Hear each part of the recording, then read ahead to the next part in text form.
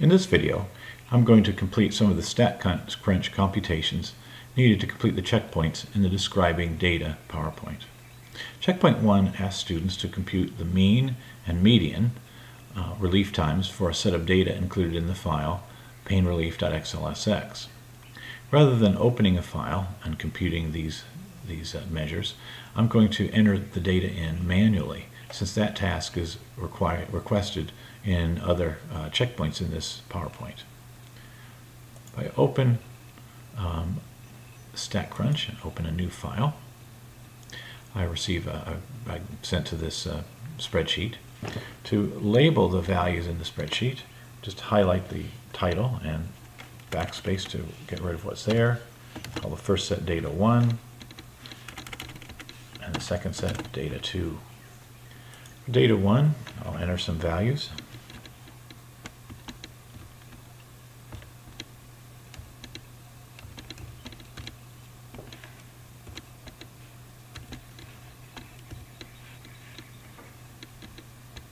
For data set 2, I'll do the same.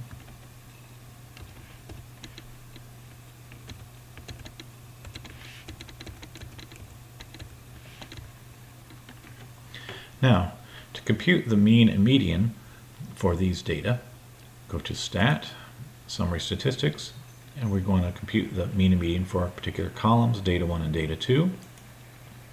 Select both columns, and then calculate. The mean for data 1 is 4.9, the mean for data 2 is 5.9. Note for data 2, the median is slightly higher than the mean. That would seem to indicate that the data are skewed to the left or in a negative direction if the median is greater than the mean. To confirm that, go back to the data, construct a histogram of these data. I'm going to go to Next and set the bins at 0 and the bin width at 2. And create each graph. Here's the histogram for data 1. Notice it's evenly spread out between 0 and 10.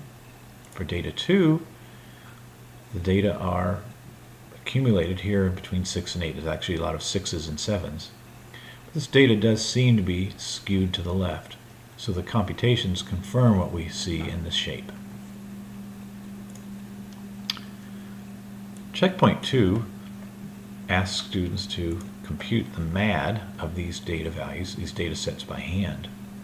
To compute the MAD, one needs to compute the mean of each data set, take the data value, subtract the mean to receive the deviations for each data value, add the deviations, making sure they're positive, and divide by the number of data values. Statcrunch will not compute a MAD, so that has to be done by hand. For checkpoint 3, the question asks students to compute a standard deviation for each set of data and compare that to what they perceive to be the spread of each data. Remember that a greater standard deviation indicates greater spread. If we go to the data themselves, data set 1 has a greater standard deviation, 2.9 as opposed to about 1.9. That would seem to indicate that data 1 is more spread out than data 2.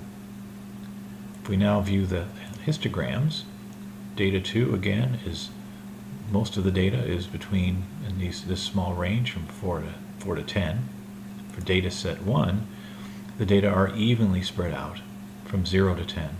So data set 1 seems to be more spread out, and if we look at the standard deviations, that's what's confirmed by the standard deviations. Data set 1 has a greater standard deviation.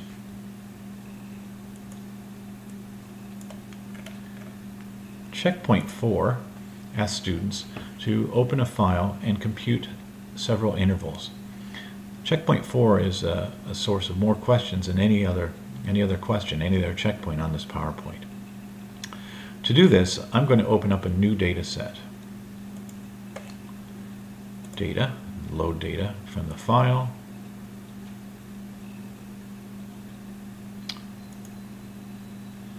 And as we used in past values,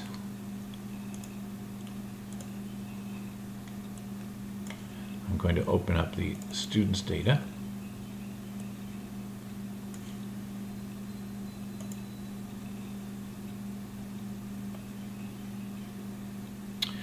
And I think what I'm going to do is to see what data should we look at. Let's look at the distance that students drive to school. Okay, for the distance that students drive to school, the first thing I need to do is to compute the standard deviation of those data. So if I go to Stat and Summary Statistics under the column of distance, calculate, and I have a standard deviation of about 11.3. The mean for these data is 15.97. I'm going to round that up to 16. There are a total of 453 data values. Now, the checkpoint asks students to compute two intervals. I'll just compute one of these, the mean plus and minus 2 standard deviations and the mean plus and minus 3 standard deviations. This is something that you can do with a calculator or just by hand. The mean is 16. 2 standard deviations with my calculator. Actually, I don't need the calculator. 2 standard deviations would be 11.3 times 2 is 22.6. So the mean minus 2 standard deviations would be 16 minus 22.6, or negative 6.6. But since driving distance cannot be negative, we'll say that the lower limit is 0. The mean plus 2 standard deviations would be 16 plus 22.6, which equals 38.6. So 2 standard deviation spread from the mean would be 0 to 38.6. According to the empirical rule, we believe that most of the data should fall within that interval. To check that out, to check to see if that is actually true, go back to Statcrunch and we're going to sort the data, the distance data. If you go to Data and Sort Column, we're going to sort the distance data. When you sort, it creates a new column, which will be over in the far side, called Sorted Distance. The lowest distances are 1, the greatest distance is 65. Now, the question says, if we go back to the PowerPoint, what percent of the data fall within 2 standard deviations of the mean? There are a total of 453 data values. 0, they're all within 0. 38.6 was the high, so we've got 1, 2, 3, 4, 5, 6, 7, 8, 9, 10, 11, 12, 13, 14, 15, 16, 17, 18, 19, 20, 21, 22, 23, 24, 28 data values total do not fall within the 2 standard deviations. That would indicate that 425 of the 453 data values do fall within 2 standard deviations of the mean. To calculate that percentage, I'll use the calculator.